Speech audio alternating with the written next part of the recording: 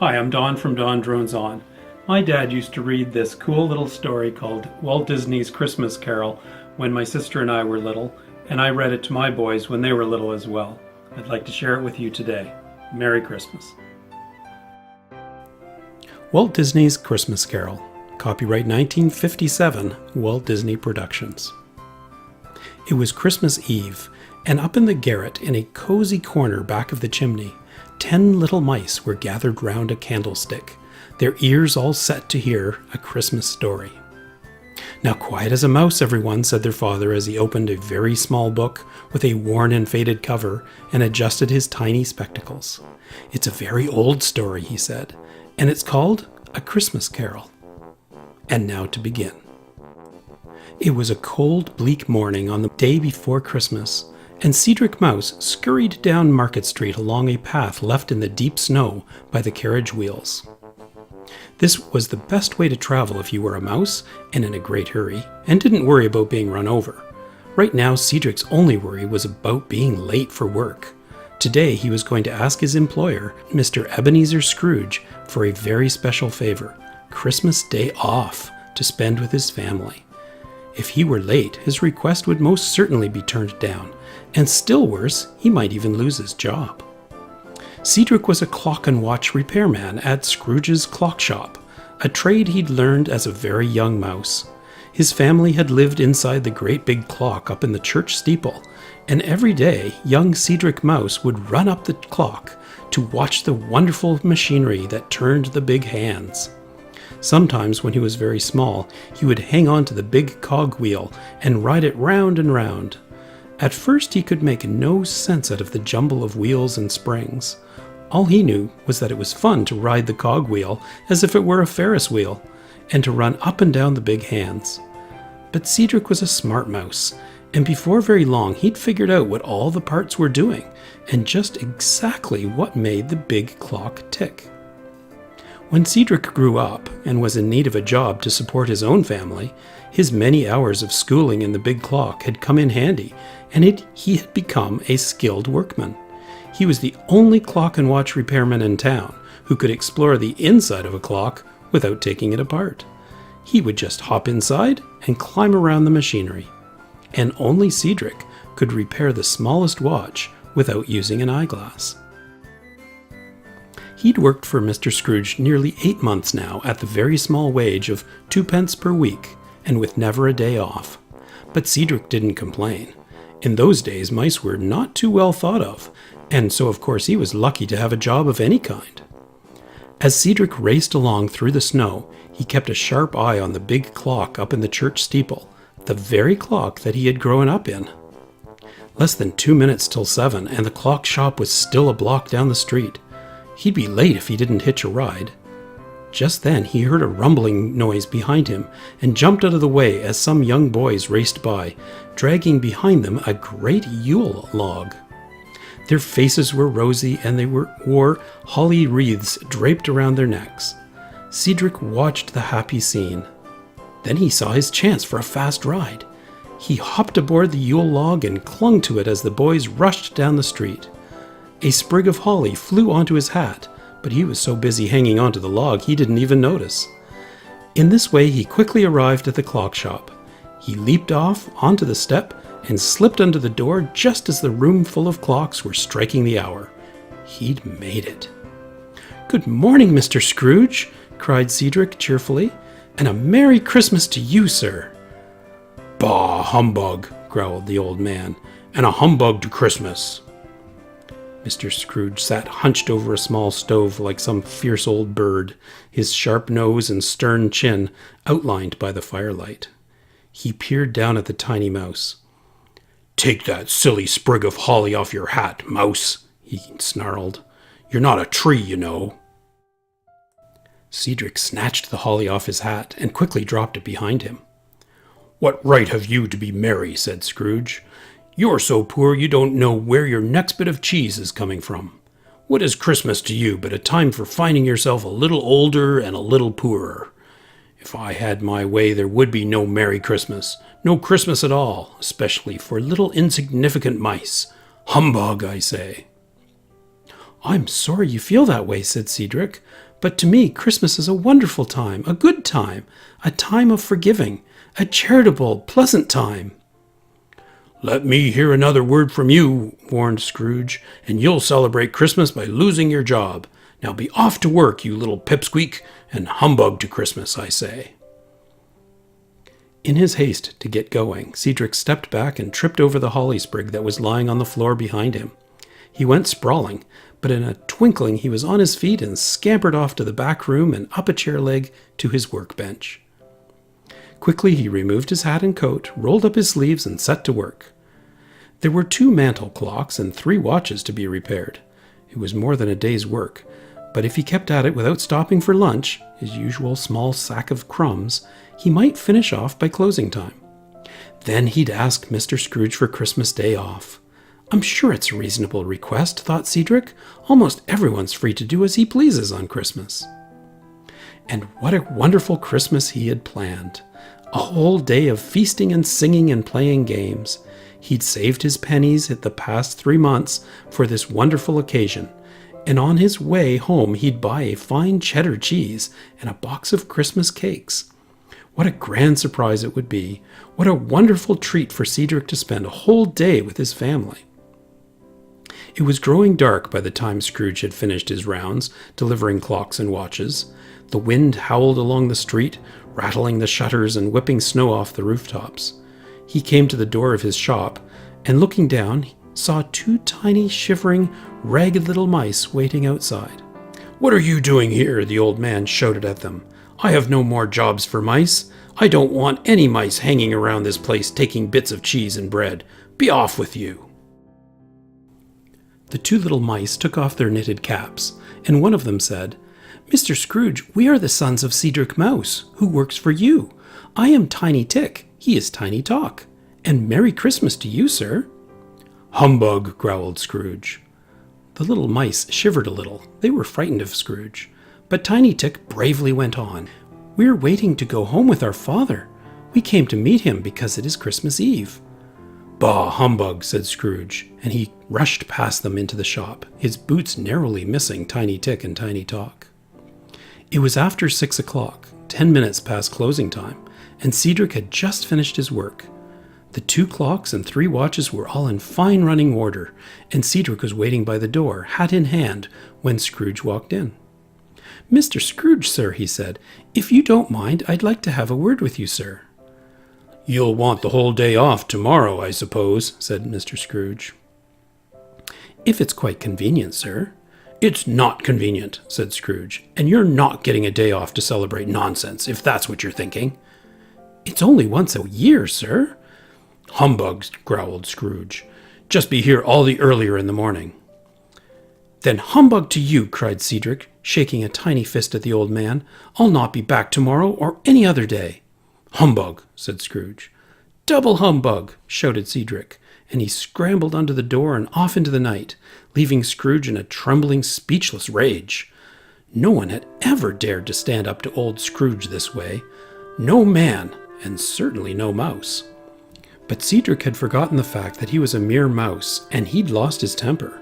Now he was out of a job, and with a wife and 14 children to feed, it was a serious problem. There was no telling how long it would be before he might find some more work.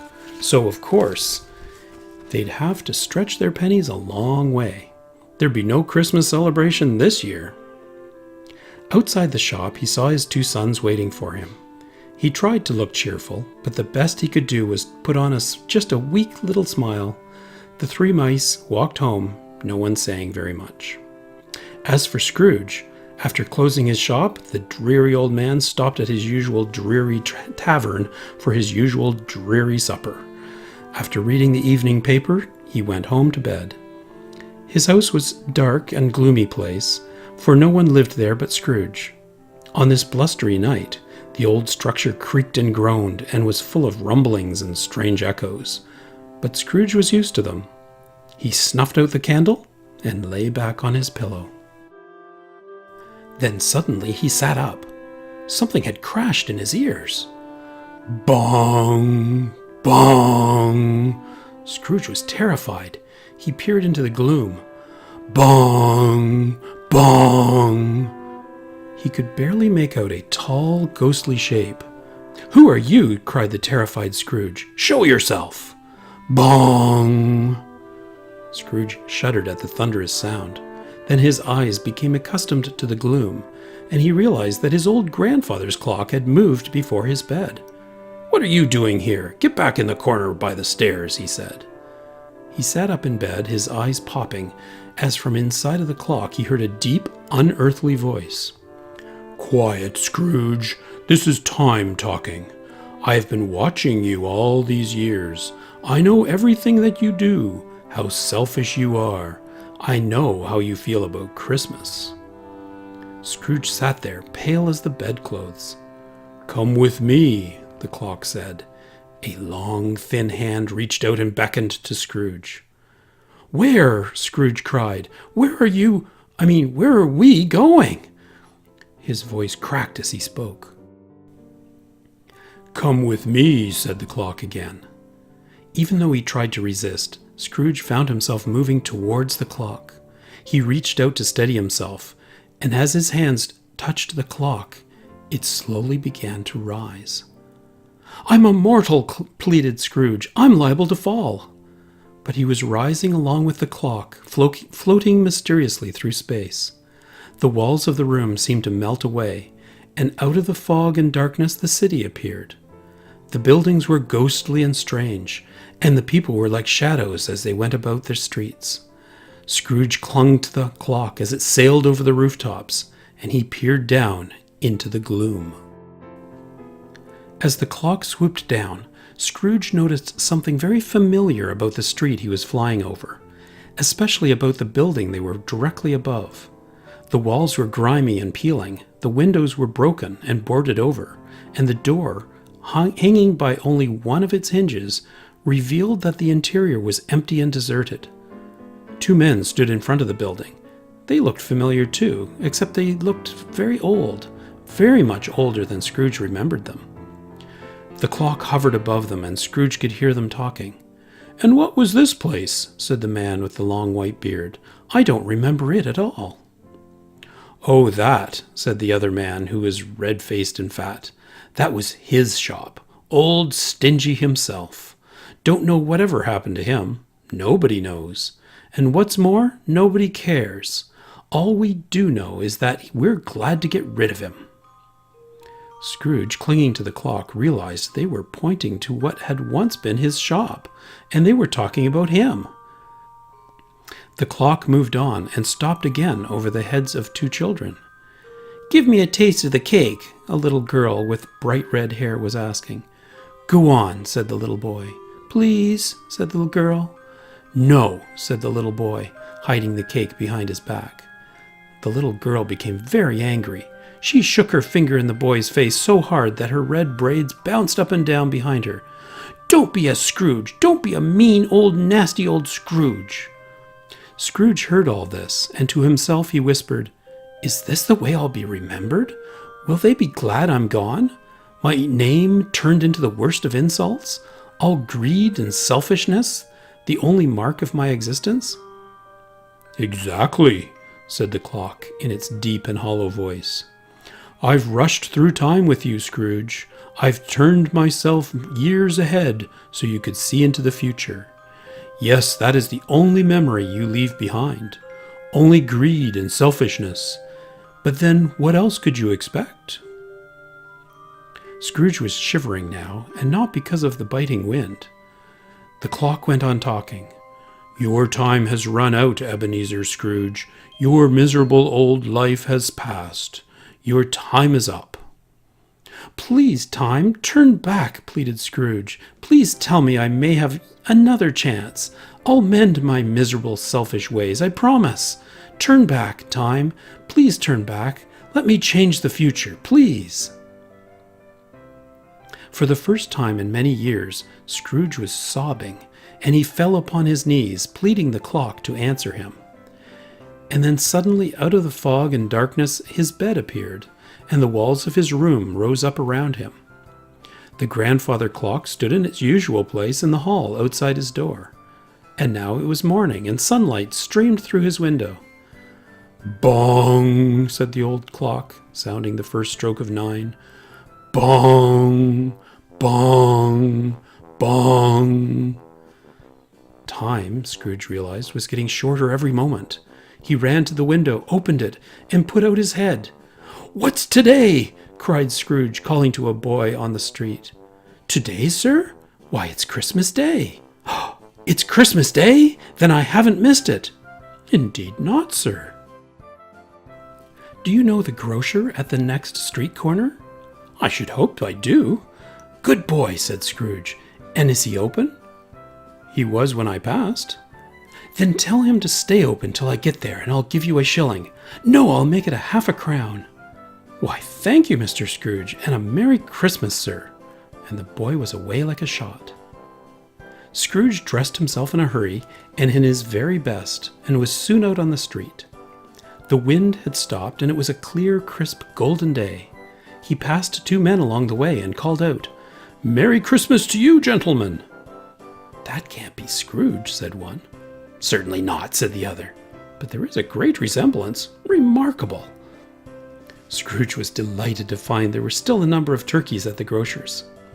"I'll take them all," said the smiling Scrooge, "and this will tell you where to deliver them."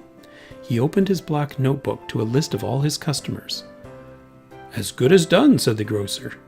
"They shall be delivered within the hour." "And now," said Scrooge, "I'll need an assortment of smaller items.